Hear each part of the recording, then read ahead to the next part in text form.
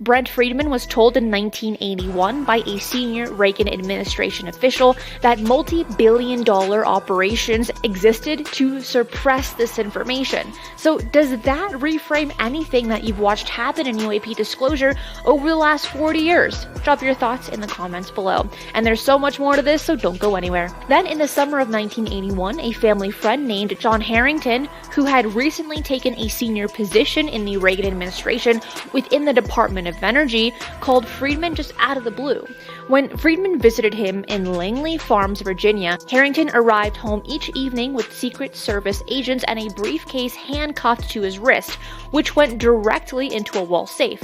He told Friedman he had been briefed for months at an underground government facility in West Virginia.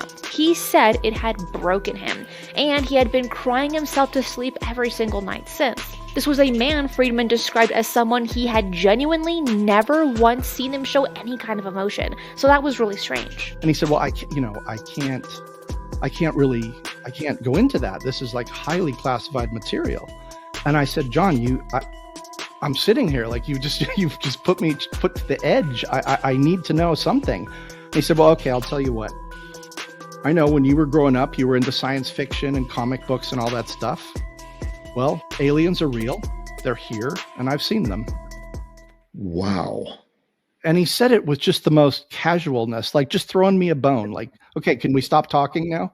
Harrington also described a multi-billion-dollar campaign dedicated to specifically keeping that information suppressed. He said disclosure would only happen if it absolutely had to, because releasing the truth carried the risk of destabilizing global religion structures and the world economy.